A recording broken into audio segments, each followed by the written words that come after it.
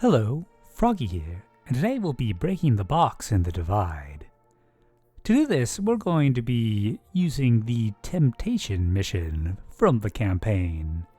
The Cube 17, ItAvvy, and Rythm did some testing, and it turns out that this seems to be the only viable autorez we have. That autorez happens right after you beat the boss before going into the cave. So, luckily you can approach without having any difficulties. But that does mean we have to get past the cave to get to anywhere interesting. And that's what we'll be doing with the first part of the route. You're going to want to make your way over to the Lost sector in the far right side of the map. We'll be using this as the baseline for pretty much every IRB we do in the Pale Heart. So thanks a lot to CelestineNight, ItAvvy, and Elite Eater of Crayons for figuring this all out. So you're going to want to make your way to the back of this Lost sector, and there is a hole in this corner we can use to get out of the map. We can manage to do this by just jumping, so no need to use any sword ammo just yet. The load zone coming up is very difficult to hit and survive. I've not really been able to do it consistently, so I would recommend having the second person come out with you. And see on radar, Avvy is coming to help me out. So I would die here to set up a hub IRB. That way, if we fail to survive the load, Avvy can just res our ghost back over there. So you're going to want to make your way over to this little cubby here and maybe set to low frames? Avvy says that she has the most luck kind of jumping up here, but I've had pretty mixed results. But luckily, it doesn't really matter if we die, because we've got the hub IRB set up. Avvy is back in the other zone, but can still get the res. Good old hubs. So, now we've got the tricky part. Getting across the landing out of map is a bit of a labyrinth, but luckily it's a labyrinth that was solved while I was still traveling, so I get to benefit off of the work of others. Gonna wanna make your way to this water here, and I'll give you some tips for getting across.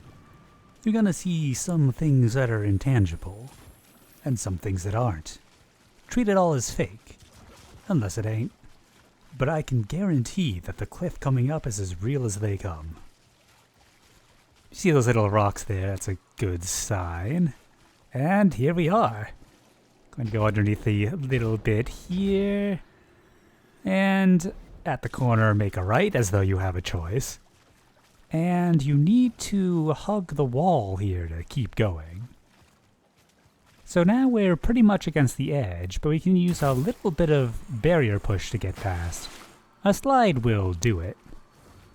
Keep going until you hit the invisible pushback barrier, and then it's time to go on up. That is intangible, so we can just go straight through it. I'll be grapple flying, although you could stasis climb this. But where we're going, it is probably beneficial to have Navigator to get the full experience. I kind of fell back down there because of the push barrier to the right. So you want to kind of stay close to the wall to avoid that. Oh, not a good sound to hear randomly, but luckily the Tormentor is in map. There's a couple areas that you can take a break on the way up. Trying to get my bearings to see where the next platform is, and oh, there we go, I'm just a little bit above it. So, right in front of us here, you can see where the barrier is. And we can go right past it. Our goal now is to just hit the load and then get back in bounds in the next section. And the easiest way to do that is just kind of sword fly out this way, and you should just run into it. Fall and respawn at the default, and we'll be good to go. The bird from our vision. That can't be a coincidence. One of the downsides of Pale Heart IRBs is that you end up having a lot of these regular old in-map transition areas, which is kind of fun in that these paths can be a little difficult on their own. You can see I got a little bit lost there for a moment. But you do pretty much have to do this every time you want to do an IRB route that isn't really close to where that mission takes place.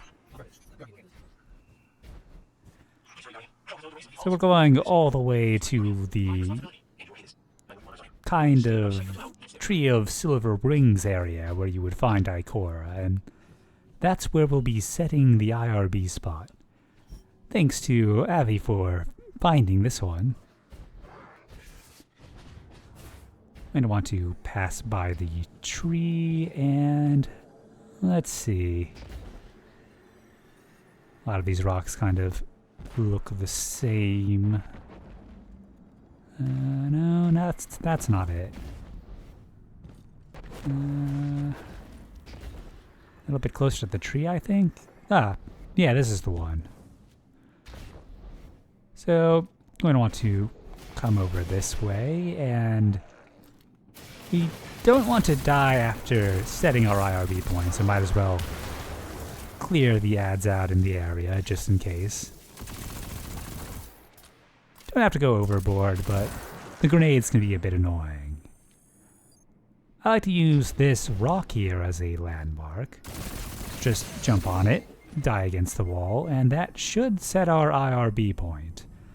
At this point, it is important that you do not die. If you do, you have to come back to this spot. And now we have our next barrier. This wall is closed. Once again, we can head over to a lost sector to get out of bounds, and this is a chest, not a lost sector. Don't quite know my way around yet. Pale Heart can be a bit confusing. At this point, I might know my way around out of map a bit better than in here. We'll be going to one of these sunbeams to get out of map, but not this one. That one doesn't work. The next one, however, does. Going to be going right up it. It's the first one you see enemies at if you need something to use as a reminder.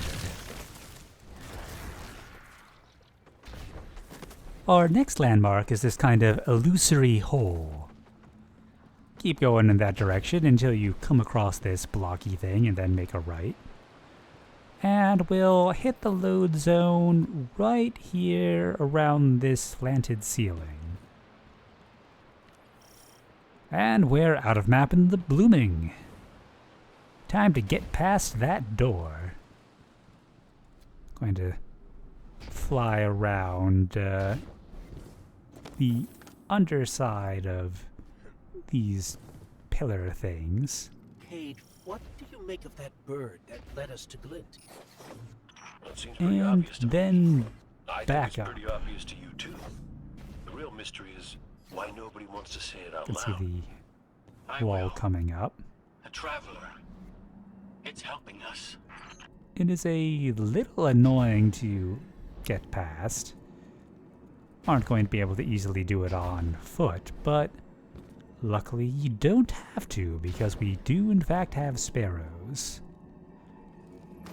I generally go for a dismount breach to go through that little hole. You can just drive through it, but I tend to have troubles with that. Gerb Snail generally just drives through it, though. So now, gotta get up on the other side, and if you go forwards then grapple, you can come right up this giant hole. Another obstacle out of the way. This will be our last transition area before we manage to break out of the divide. So, not too much further to go.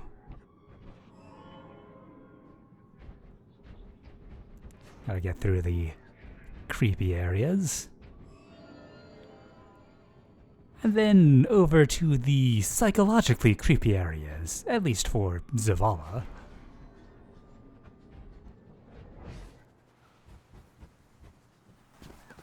Little fun thing while we're passing by.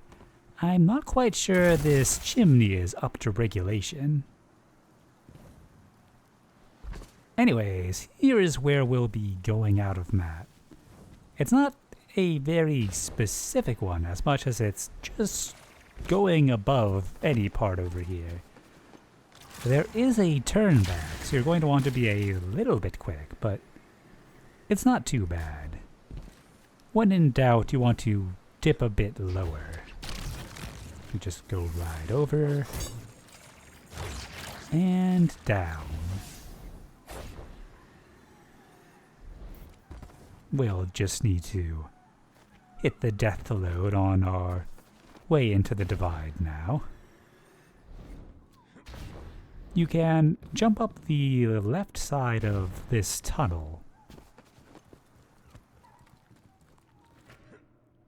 If you end up missing this death load, it's not bad to retry. You just go back the way we came and jump around back into the tunnel, go back to Zavala's house and try it again.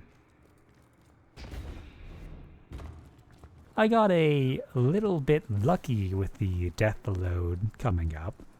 What you want to do is run into the wall and slowly shift over to the right. Although, what happened for me here is I just walked into the wall and got the death load, which is not what you want to rely on, but it did work. And now it's all in Avvy's hands. Just have to wait for her to clear the boss and we will be out of box. Shouldn't take too long. That is, as long as she doesn't. Mess it up, Guardian! And we're out. But we can get the rest here, too. You're through! I'm coming with you. No, Clint, you hold. The Guardian will give us the all clear. You're going to want to stick around here until all your buddies make it out, so you can get the res. And now Avvy is up top, setting her IRB point. Kind of neat that you can see the explosions cross the zone. And in just a few moments, thanks to the power of editing, Avvy's ghost is right here. You can, of course, do this to get as many people out as you want, as long as that number is 3 or less. The top of these rockets is solid. In fact, most of the rockets are. There's other neat stuff out here you can see as well. I wanted to just run off the cliff, but Avvy advised against it because of the box barrier. But she did point out that there is a nice mountain off to the side that I can fly into to my heart's content, although it is significantly less solid than the one we're on right now. So it turns out if someone else is doing the grapple flying, I can tag along without having to go into my menus, which makes for nicer sped up footage, I think. You do get some pretty nice views out here. A lot of interesting terrain. You can see we just got into the effects region. But once we get high up enough, we will no longer have to worry about the fog.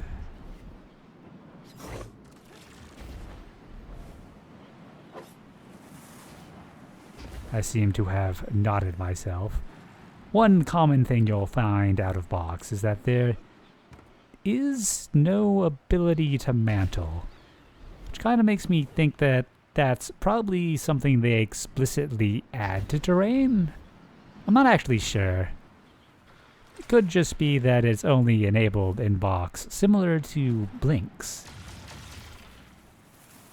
And we got a nice little plane out there.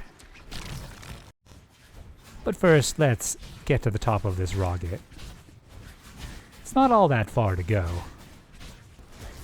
Man, it is so easy to forget that you can't just clamber up things out of box. Pretty nice view up here. Even if it is just all kinda monochrome. That wasn't a grapple shot. But at least everything is kind of white, as opposed to Nessus, where it's all green and grapple flying is a complete disaster. Yeah, the view up here is pretty nice. Anyways, I do believe we've got a plane to catch. I'm not quite sure where this one is from. Avvy says the Moth Yards, and I would believe it. Although I don't remember if that one has an intact plane. So, it is a pretty neat one. Fairly large too, and glad that we're able to walk along it. A little surprising that it's solid. But I guess the ones in Moth Yards are too. Well, the in-map ones anyways. So let's get going to the next rocket on the list. Would be pretty nice if we can cross using the ground below us. I'm not sure if it's safe, so Avvy's gonna go ahead of us and test the water, or I guess ice as it were. It can be a little bit daunting to test unknown ground out of box, because if you hit the box pull, you might find yourself having a bad time. And yep, looks like Avvy just did. If you manage to die quick enough, you can avoid setting a spawn, or if you set stasis crystals, you can backtrack your spawn points. But that can be pretty tricky to do nowadays, and I fear we have lost our tour guide. But luckily the tour is almost complete. We've just got 2 more rockets on the list, and then I want to check out that black mountain in the distance, and if we're lucky, maybe get over to that traveler portal over there. This is a pretty nice view. Just gotta take a moment to enjoy it every once in a while out here. Well, next rocket time. And the third rocket. Honestly, not all that different from the others, so let's just keep it going. Really want to see this black mountain out here. That's kind of weird. It almost looks cell shaded. Kind of a little out of place in Destiny. I can see the whole map out here, especially since we're above the sort of filter stuff. But yeah, it's a wild how much this looks cell shaded. It's just pretty much untextured. I would be utterly shocked if any part of it was solid.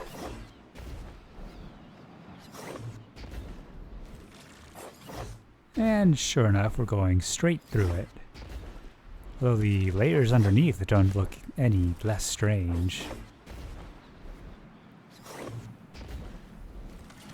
I think Avvy said there was supposed to be the edge of box past one of these, so let's see if we can hit that. This stuff is pretty wacky. We're running a bit low on sword ammo, but luckily sword ammo isn't really necessary to fly these days, so we do have grapple flying to fall back on when our ammo gets too low.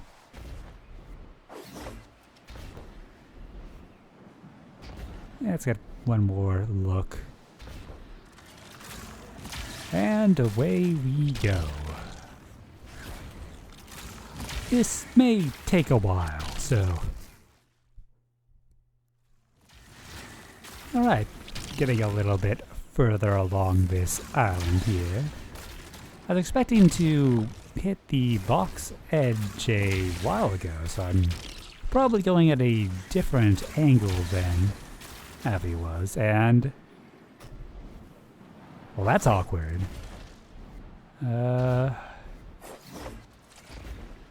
Nothing solid for a while. I don't want to make this flight again. Maybe we're almost at true edge. Maybe it'll all just work out.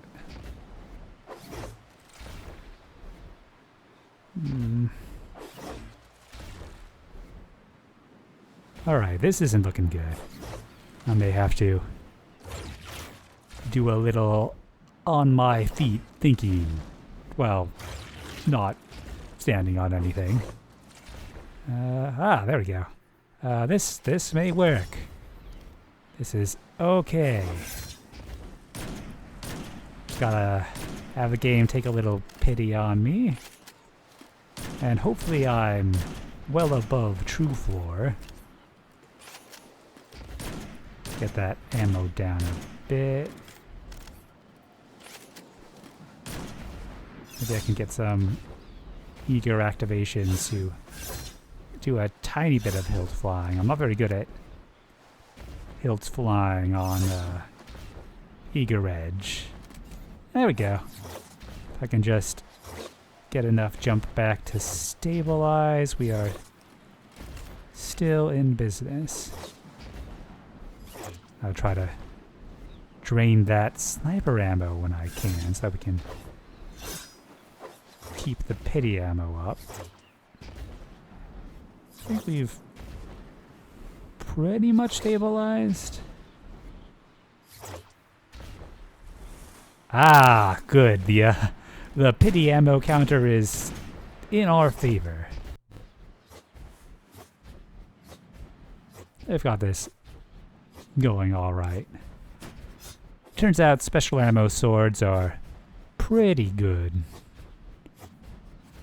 I would probably be able to do this pretty nicely if I could intersperse a regular swing every once in a while, but I think we might still make it to true edge. One more. Oh! Well, there it is. Guess we don't have to get one more set of pity. And there we go. Don't think I'm gonna make it out to the Traveler portal this time, but maybe we'll do that in another video.